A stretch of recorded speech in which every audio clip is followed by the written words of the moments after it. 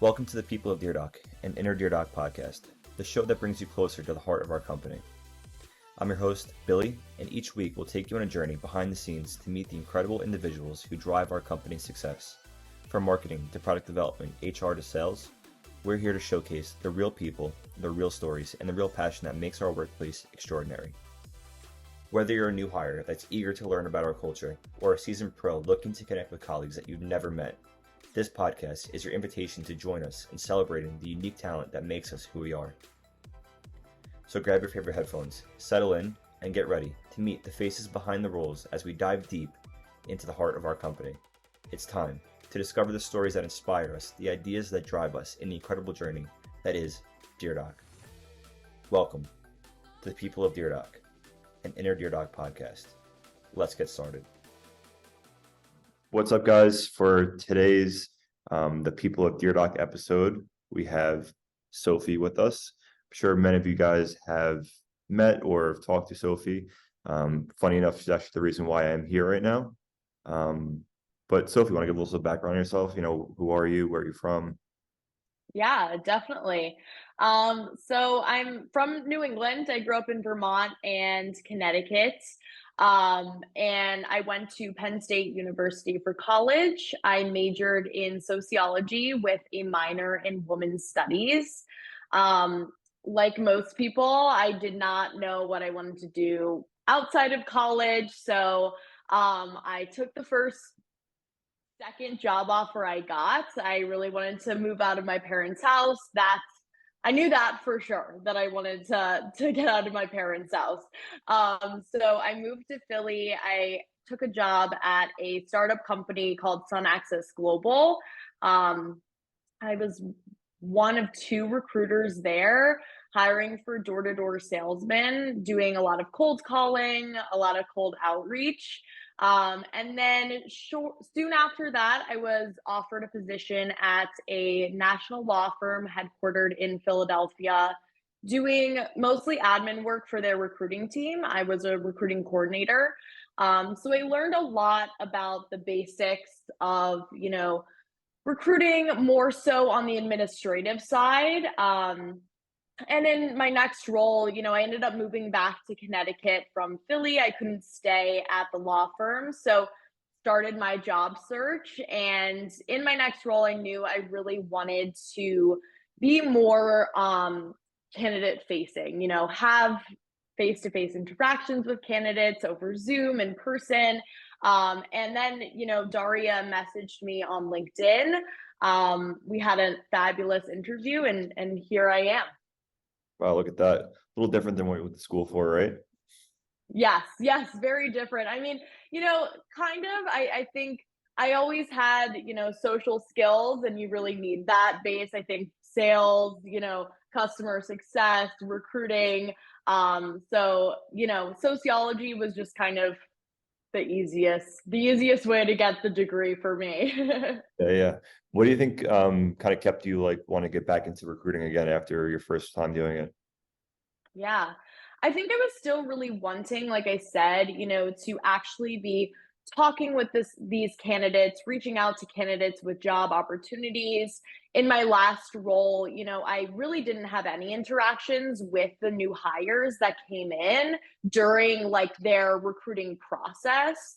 I really talked to them only once they were hired, showing them to their office, that sort of thing.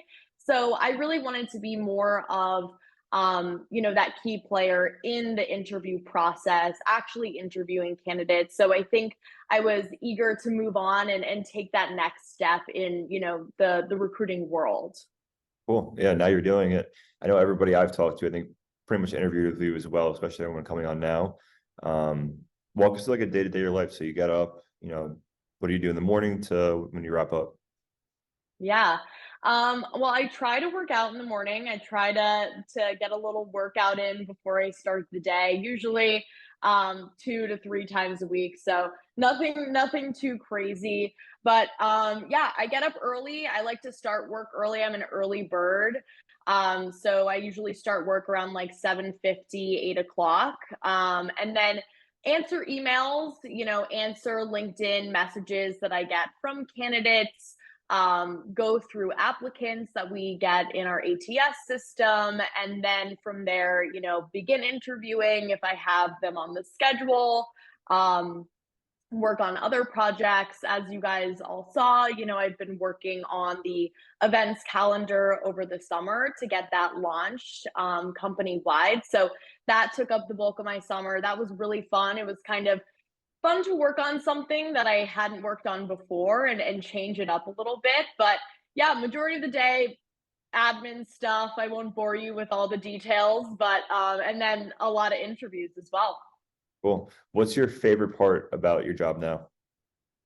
My favorite part, probably, making those connections with a candidate and guiding them through the interview process. I really love building a relationship with them, and then, when they sign the offer and they come on with us, maintaining that relationship until they start with us is also a great part of the job. And I really love just making sure that the interview process is genuine for candidates, that they're actually enjoying the process, since it can be stressful for both parties involved. So I want to make it as seamless as possible for people, so they're not nervous coming on and they actually feel, heard and welcomed by us.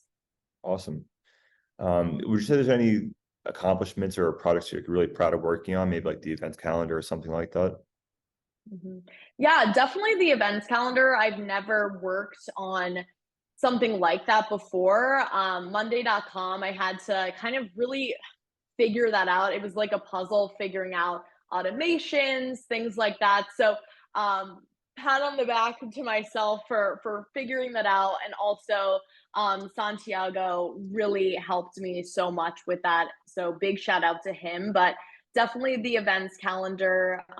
And we've had so many great hires as well this summer for SDRs that, I think really are adding so much value to the team. And, big shout out to Carol Sanchez as well for helping me with that. Awesome. Awesome. So I'm sure you face a lot of different challenges throughout your role in day to day. Can you share like maybe some examples or things that you do to get over these hurdles, maybe think on the spot and how you handle it? Yeah, definitely.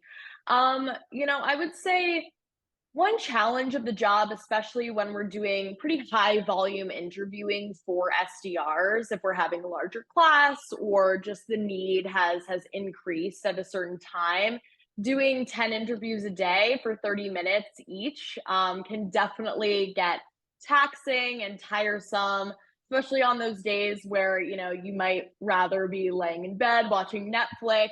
Sometimes it can be hard to muster up the energy and bring the same energy to the 5 p.m. meeting that you did to the 9 a.m. meeting. But I think it's just a matter of remembering, one, why I'm doing this to, make the candidate experience great.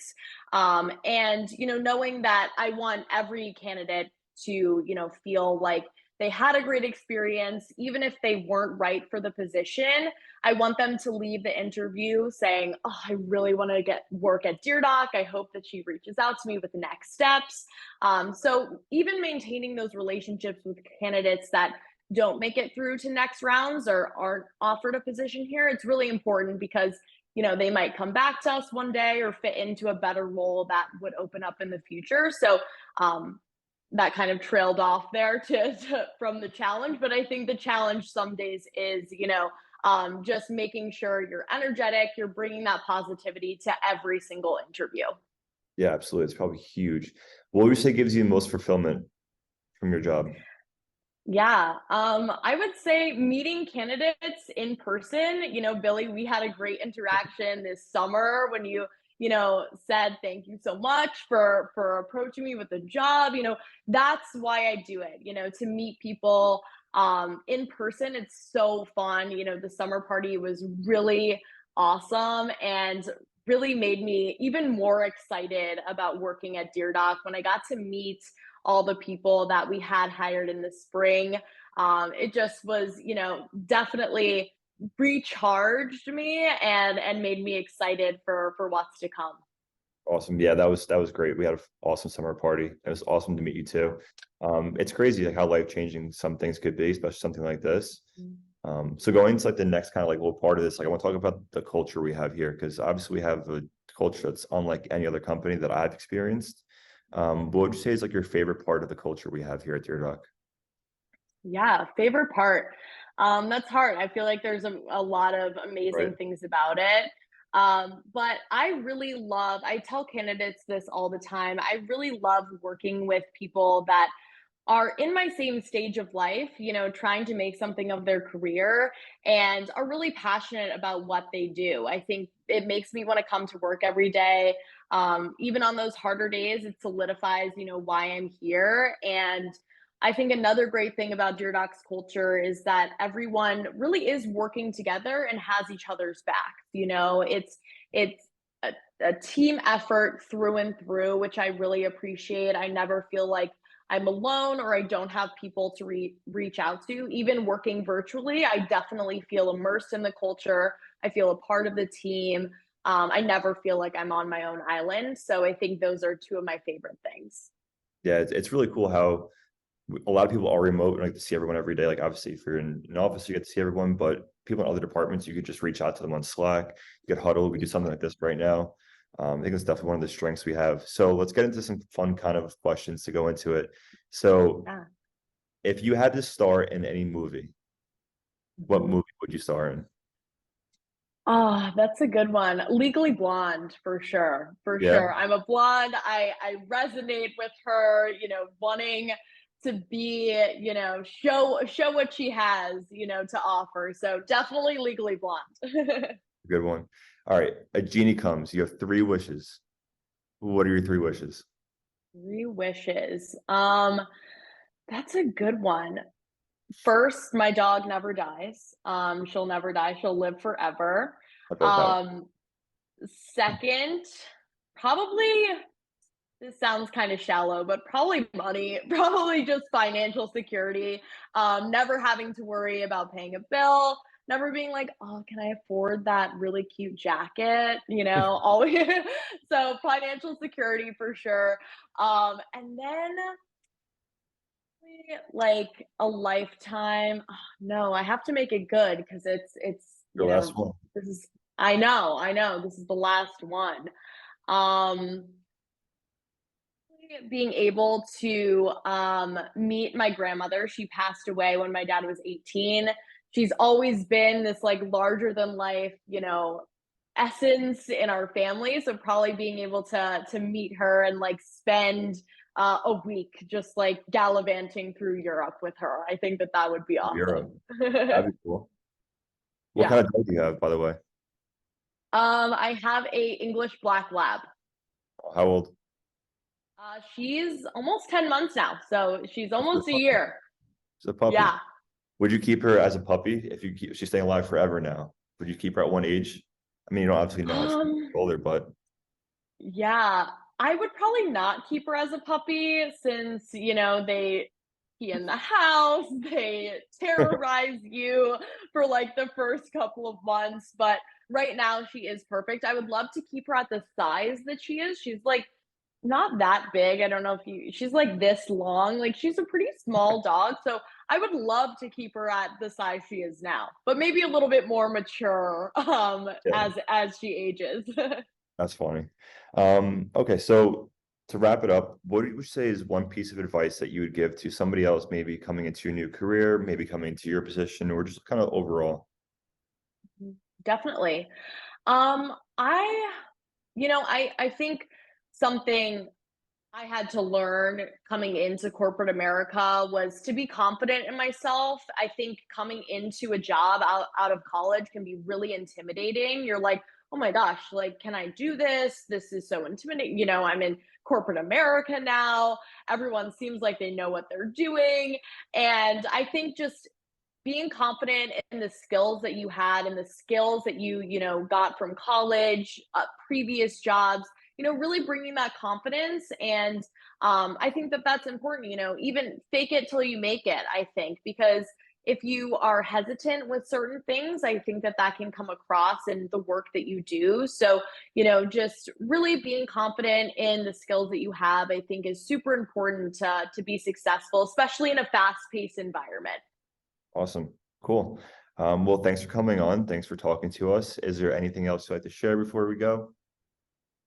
No, I don't think I have anything else. I'm super, super happy that we did this.